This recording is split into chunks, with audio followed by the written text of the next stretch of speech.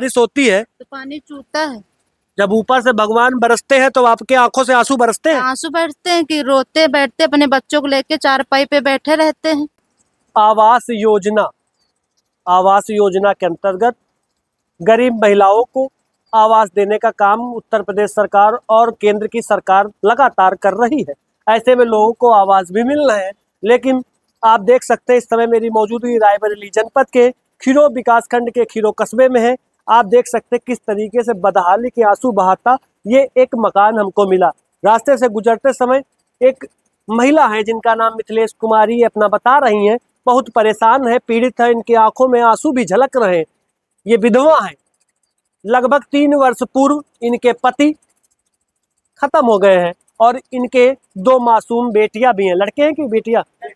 लड़के हैं, दोनों लड़के हैं, दोनों लड़की हैं, 2 मासूम बेटियां हैं। ऐसे में सवाल है कि पति कमाने वाला नहीं है, अकेली महिला और 2 छोटे छोटे मासूम बेटियां। सवाल ये उठ रहा है कि रहने की कोई व्यवस्था नहीं है, छप्पर है, सिर्फ छप्पर है। आवास योजना के अंतर्गत अगर इन परिवारों को आवास नहीं मिलेगा सर जी, तो किन परिवारों को आवास मिलेगा, हम यही नहीं समझ पा रहे हैं। हम आपको हर गांव की हकीकत दिखाने का प्रयास कर रहे हैं, लेकिन आपके जिम्मेदार अधिकारी कुंभकर्णी नींद में सो रहे हैं। सवाल यह है कि वीडियो प्रसारित किया जाता है, उसके बाद भी देखने तक कोई नहीं आता है। कोई आज तक देखने आया? क्या नाम है आपका? मिथिलेश कुमारी। कहाँ रहती हैं? खीरो खीरो में रहती हैं। पुरानी बाजार। कैसी, बहुत अमीर है क्या आप? बहुत पैसा है क्या? अडानी अंबानी है क्या आप? देख लीजिए ना, अमीर है कि गरीब है आपको खुद दिख रहा होगा ना। ये किसका पक्का बना है बगल में? ये हमारे जिठाने का। ये आपका नहीं है? नहीं। आपका कौन सा है? हमारा ये है पॉलीथीन, बिल्कुल जी। ऐसे में बारिश होती है तो पानी चूता है, जब ऊपर से भगवान बरसते हैं तो आपके आंखों से आंसू बरसते हैं। आंसू बरसते हैं कि रोते बैठते अपने बच्चों को लेके चारपाई पे बैठे रहते हैं। अब ये गिर जाए, काल की गाल में आप लोग समा जाए, कोई पूछने वाला नहीं है। कोई पूछने नहीं आता, कोई पूछने वाला नहीं हो। कोई नहीं और जब आता। चुनाव आते हैं तो नेताजी तो अच्छे अच्छे आ जाते हैं। प्रधान जी से नहीं कहा क्या? प्रधान जी के पास 50 बार गए। प्रधान जी कहते कि जब मोदी देगा, जब हम देंगे अपने घर से दे के। मोदी जी नहीं दे रहे हैं, इसका मतलब प्रधान जी के हिसाब से। प्रधान जी जाने कौन है प्रधान? राकेश हैं, राज रानी चलाते हैं। राकेश प्रधान महिला प्रधान है, राज रानी। हाँ। कौन चला रहा? राकेश प्रधान। राकेश चला रहे हैं, लेकिन वो प्रधान नहीं है। राज रानी प्रधान। तो आप किसके पास गई? राज रानी के पास गई कि राकेश के पास? हम तो राकेश प्रधान के पास गए। तो कितने दिन से आप कॉलोनी के लिए प्रयास कर रहे हैं, आवास के लिए? हम बहुत, जब से राकेश प्रधान जीते, जब से दो तीन बार यहाँ से। कई वर्षों से आपका मकान जरा, आप बहुत साल से आपको मकान आवास नहीं मिला। हमको 10 साल से नहीं मिला। शादी कब हुई?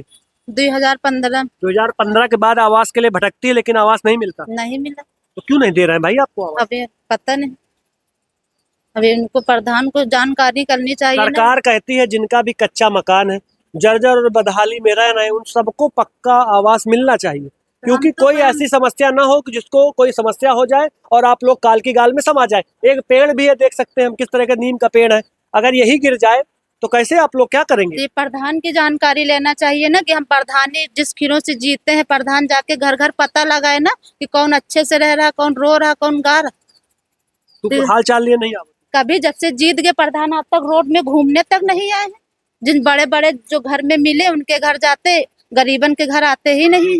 गरीबन के घर नहीं आवत? कबो नहीं आता प्रधान। गरीबन का कौन नहीं होता? गरीबन के कोई नहीं होता। तो रो कह रहे दीदी? तो जब परेशानी है तो रोएंगे तो है ही। परेशानी है तो रोई हो, तो वो तो है ही। आवास के लिए तो आपको आवास नहीं, और लोग पैसा भी ले लेते हैं आपसे। हाँ, हम पैसे भी दिए। कितना पैसा लिया गया?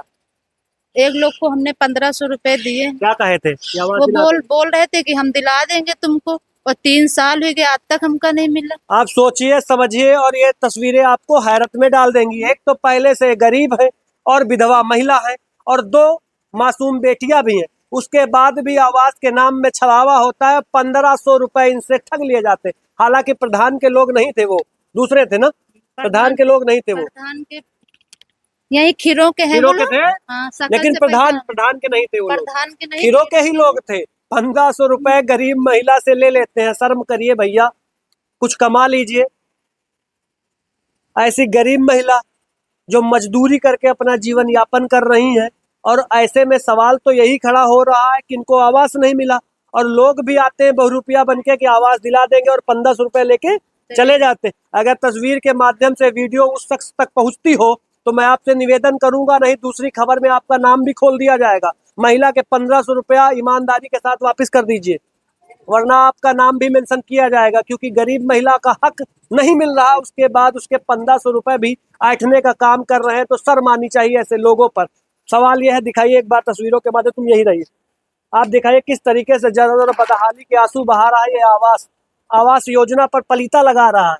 रहने की कोई व्यवस्था नहीं, एक कमर है, ये देखिए कच्ची दीवारें और बहुत सारी जर्जर व्यवस्थाएं। हम ज्यादा अंदर जाने का प्रयास नहीं करेंगे, दूर से ही तस्वीरें निकल कर सामने आ रही है। किस महिला, एक तो विधवा महिला है और दूसरी सबसे बड़ी बात है इनके पास खुद का अभी तक आवास इनको नहीं मिल चुका, जबकि उत्तर प्रदेश सरकार उत्तर प्रदेश बनाने के लिए दिन रात तक प्रयास करती है और तमाम संख्या में गाँव में आवास भी आते हैं, आवास लोगों को मिल भी रहे हैं। ऐसे में सवाल ये है कि महिला जिसका नाम मिथिलेश कुमारी है, अभी तक आवास नहीं मिला है। खबर चलाए और दिखाए जाने का मात्र एक उद्देश्य है। ये मैं सरकार से भी अनुरोध करूंगा और ब्लॉक में बैठे जिम्मेदार अधिकारियों से भी अनुरोध करूंगा कि कृपया इस महिला की समस्या सुने। अगर इसका आवास का सर्वे नहीं हुआ है तो किसी भी योजना में आवास का सर्वे कराएं, सर्वे कराने के बाद आवास दिलाने का काम करें। अगर प्रधान जी ने सर्वे करा दिया है तो जैसे ही आवास आए तो सबसे पहले प्राथमिकता के आधार पर इस विधवा महिला को आवास दिलाने का काम करें। आप देख रहे हैं हर कदम सच के साथ जनता की आवाज, न्यूज यूपी।